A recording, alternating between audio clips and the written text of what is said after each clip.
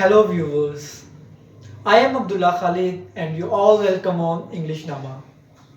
This is the second episode of our English language course series, and in this episode I am going to give you a brief introduction of part of speech.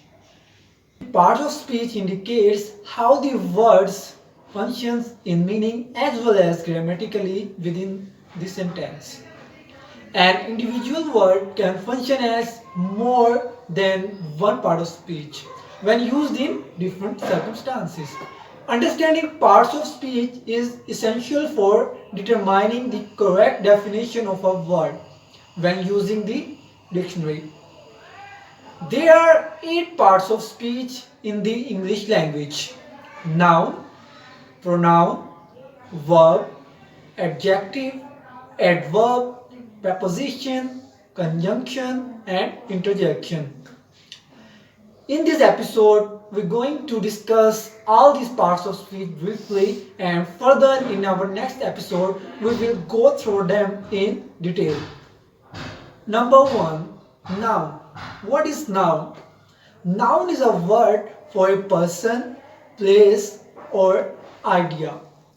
Nouns are often used with an article, the, a, an, but not always. Proper nouns always start with a capital letter, while common nouns start with small letters. Nouns can be singular or plural, concrete or abstract nouns. Abstract nouns show possession by adding apostrophe s. Noun can function in different roles within a sentence. For example, a noun can be a subject, direct object, indirect object, subject complement, or object of a preposition. As here given in the example in the sentence, the young girl brought me a very long letter from the teacher and she quickly disappeared. In this sentence, girl, letter, and teacher both are nouns but functioning differently, as girl is an subject while letter is an direct object and teacher is an indirect object. So let's move toward our second part of speech. Second part of speech is pronoun. A pronoun is a word used in place of a noun. A pronoun is usually substituted for a specific noun, which is called its antecedent. In the sentence, the antecedent for the pronoun she is the girl. She is the antecedent of a girl. Okay? Hope you understand this example. Pronouns are further defined by type. Personal pronouns refers to specific persons or things. Possessive pronouns indicates ownership. Reflexive pronouns are used to emphasize another noun or pronoun. Relative pronouns introduce a subordinate clause, and demonstrative pronouns identify, point to, or refer to nouns. For example, the young girl brought me a very long letter from the teacher and then she quickly disappeared. In this sentence, me and she are the examples of pronoun. Okay, let's move toward our third part of speech, which is verb. A verb expresses action or being. There is a main verb and sometimes one or more helping verbs in a sentence. For example, she can sing. In this sentence, sing is the main verb which is expressing action and can is the helping verb. A verb must agree with its subject in number.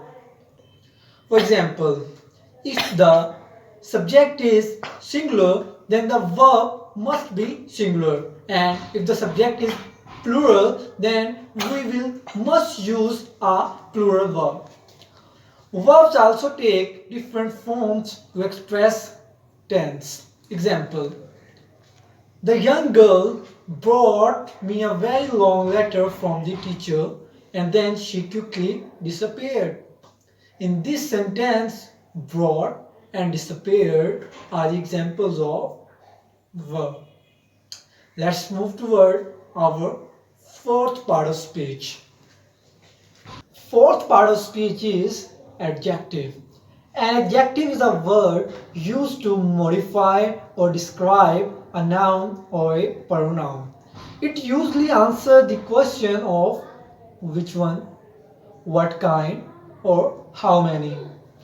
Articles a and the are usually classified by adjectives. Examples of adjectives are: the young girl brought me a very long letter from the teacher and then she quickly disappeared.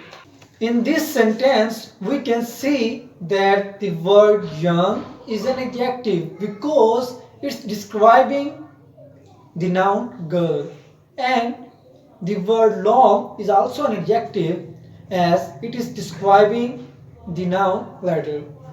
Let's move toward our fifth part of speech. Fifth part of speech is adverb. An adverb describes or modifies a verb, an adjective, or another adverb, but never a noun. It usually answers the question of when, where, how, why, under what conditions, or to what degree. Adverbs often end in ly. For example, the young girl brought me a very long letter from the teacher and then she quickly disappeared. In this sentence, we can see the examples of adverb as very, which is describing long, and quickly, which is describing disappeared. Let's move toward our sixth part of speech, preposition. A preposition is a word placed before a noun or pronoun to form a phrase modifying another in the sentence. Preposition is part of prepositional phrase. It used before a noun, pronoun, or phrase to show direction, time, place, location, relationships, or to introduce an object. For example, in the sentence, the young girl brought me a very long letter from the teacher. In this sentence, from is the example of preposition. Other examples of preposition are in, at, on, of, and to. And let's move to our seventh part of speech. Seventh part of speech is conjunction. A conjunctions join words, phrases, or clauses and indicates the relationship between the elements joined. Coordinating conjunctions connect grammatically equal elements. Examples of coordinating conjunctions are and, but, or, nor, for, so, yet. And subordinating conjunctions connect clauses that are not equal. Examples are because, although, while, since, etc. There are other types of conjunctions as well, which we will discuss in our next episodes. The eighth part of speech is interjection. Interjection is a word used to express sudden emotions, feelings, or expressions. It is often followed by exclamation mark. For example, oh, he did. Wow, you're so beautiful. Oops, what happened? So guys, subscribe this channel and like this video for more interesting and English learning videos, and stay connected with our English language course for learning English in an easy and comfortable manner.